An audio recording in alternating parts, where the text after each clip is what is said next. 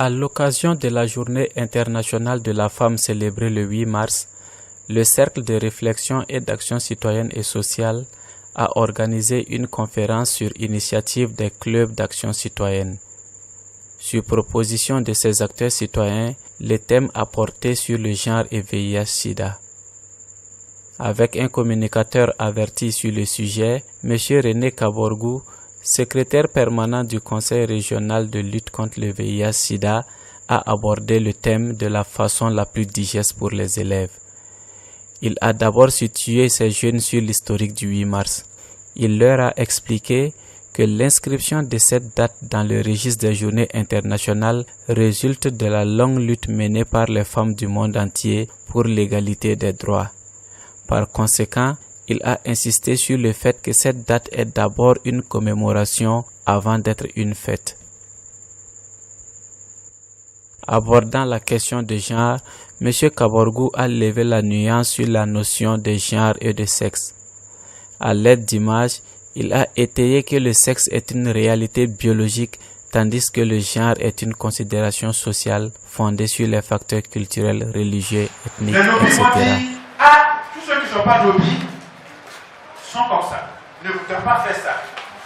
Les riches m'ont dit, bon, les pauvres n'ont pas leur place. La religion dira, celui-là n'est pas mon frère. Le problème, ici on n'y peut rien, on doit l'accepter et dire merci à Dieu. Mais ici, c'est là qu'il y a le problème, on doit pouvoir changer les choses. Mais changer les choses, c'est vous et moi. J'ai fait la démonstration tout de suite. Lorsqu'on leur a donné le micro,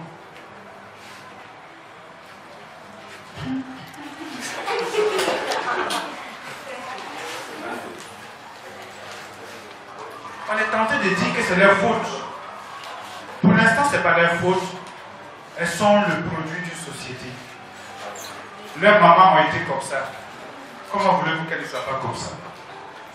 Et même dans certaines familles, les mères ont dit à leurs filles, Haya, une fille ne parle pas au hasard comme ça. Hein? Une fille même ne parle même pas. Donc, pas depuis normal qu'elle arrive à l'école, elle veut parler, mais elle ne peut pas parler. Quand on la pique ou quand on la violente, on dit qu'elle est soumise. On dit à une femme, tu dois être soumise. Haya. Tu vas chez ton mari, tu dois te soumettre. Il fait comment, tu te soumets. J'ai compris, maman. Timide. Puisque c'est depuis les jeunes. Craintives. Une femme. Donc, c'est les pauvres aujourd'hui. Si la majorité des femmes sont pauvres, c'est les hommes. C'est la faute de nous, les hommes. On ne nous a pas mis à l'école. On a même vu des hommes qui ont je ne sais au nom de quoi un homme peut dire à sa femme, tu arrêtes de travailler ou bien on se quitte.